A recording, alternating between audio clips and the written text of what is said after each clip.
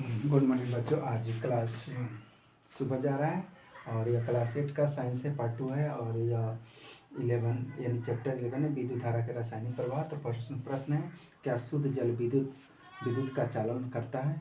यदि नहीं तो इसे चालन बनाने के लिए हम क्या कर सकते हैं? शुद्ध जल यानी कि विद्युत का चालन नहीं होता है और इसे चालन बनाने की हम क्या करेंगे? मैंने जल में यानी करंट विद्युत।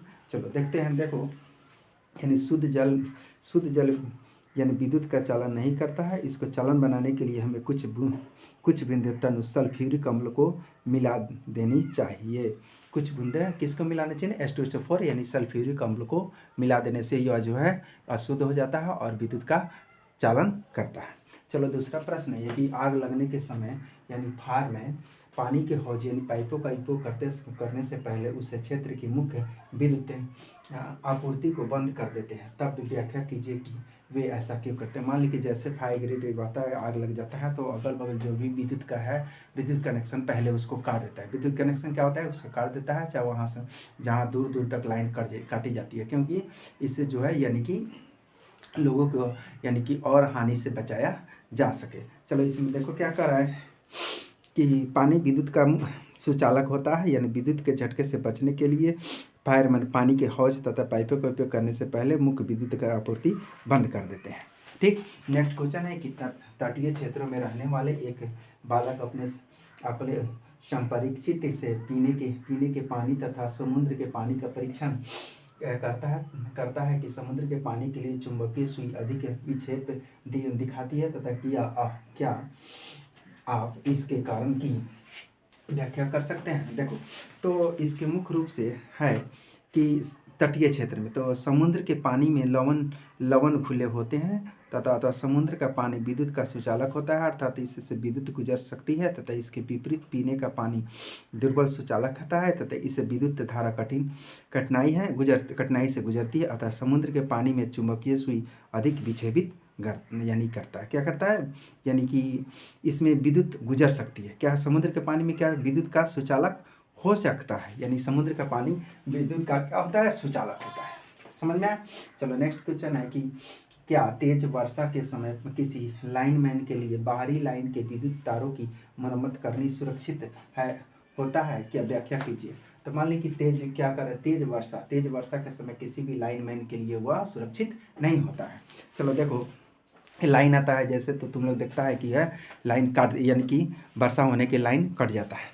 तो नहीं, तेज वर्षा के समय किसी भी लाइनमैन की बाहरी मुख्य लाइन की विद्युत धारों की मरम्मत करना सुरक्षित नहीं होता है, क्योंकि जल विद्युत का चालक है और लाइनमैन इसे विद्युत का झटका लग सकता है। समझ में आ गया? अगर इसीलिए लाइन को यानी कि हर जगह काट दी जाती है। चलो नेक्स्ट है कि 10 पहली ने सुना था कि वर्षा का जल उतना ही शुद्ध है कि जितना कि अशुद्ध जल। इसके देखो, इसलिए उसने एक स्वच्छ यानी कॉल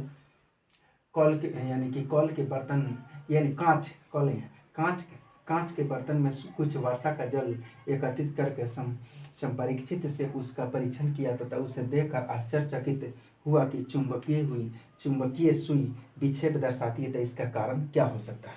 तो देखो, यानी कि मुख्य रूप से यानी कि यह सत्य है कि वर्षा का जल उतना ही शुद्ध है जितना कि अशुद्ध जल, परंतु वर्षा का जल वायुमंडल में उपस्थित बहुत सी अशुद्धियों जैसे कार्बन डाइऑक्साइड, सल्फर डाइऑक्साइड आदि घोल लेती है, जो कि वर्षा के जल को यानी कि चालन बना देती है। इसीलिए संपरीक्षित से परीक्षण करने का चुंबकीय सुई विक्षेपित दिखाई देती है।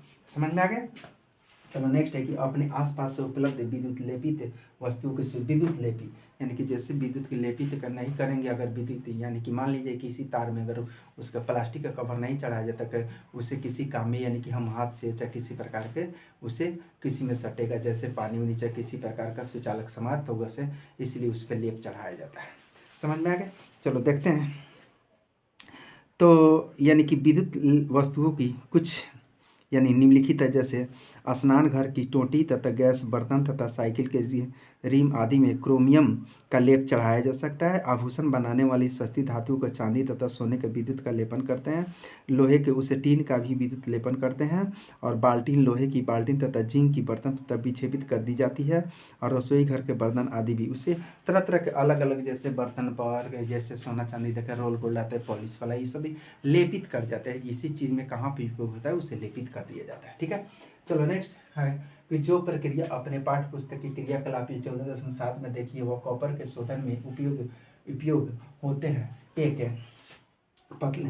एक पतली शुद्ध कॉपर छड़ तथा एक अशुद्ध कॉपर की छड़ इलेक्ट्रोड के रूप में उपयोग की जाती है तथा कौन सा इलेक्ट्रोड यानी बैटरी के धन टर्मिनल से संशोधित किया जाए, कारण भी कीजिए।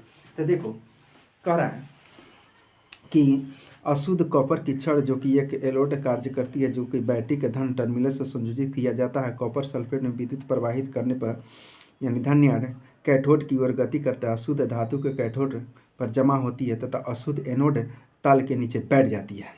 मान ली कि शुद्ध कॉपर की छड़ को एनोड का कार्य करती है। क्या चीज़ का करती है? एनोड का कार्य करती है।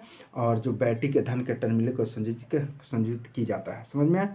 और कॉपर सेल में विद्युत प्रवाहित होते हैं, जैसे कैथोड की गति को अशुद्ध जल को कैथोड को जमा देती है और अशुद्ध एनोडल को लाभ पे क्या करती है? बैठा देती है। चलो नेक्स्ट है, लास्ट क्वेश्चन है कि नई साइकिल का हैंडल एवं पहिए के रिम चलकता करता अगर दुर्घटनावश हमें खरोच आ जाए तो क्या होता है? तो सबसे पहले कि क्रोमियम का लेप लगे रहने के कारण नई साइकिल तथा हैंडल एवं पहिए पर रिम चमकता है। खरोच लगने के क्रोमियम का लेप घट जाता है। मुख्य धातु तथा दिखने लगेगी, जिससे चमकना दिखाई नहीं पड़ेगा। जैसे हैंडल में, साइकिल का हैंडल में रिम में क्रोमियम धातु का लेप लगाया जाता है, जिससे अगर उसे गैल्वेनाइजेशन की जाती है। अगर नहीं लेप लगाया रहता तो उसे लेप लगाने से चमकता, अगर उसको जैसे लेप अगर कुछ खरोच लग हट जाता है तो वह जो है वह एक प्रकार के बीज पकड़ लेता है। समझ में देखा भी होगा तुम लोग। तो ठीक है बच्चों, आज इतना ही, फिर नेक्स्ट है।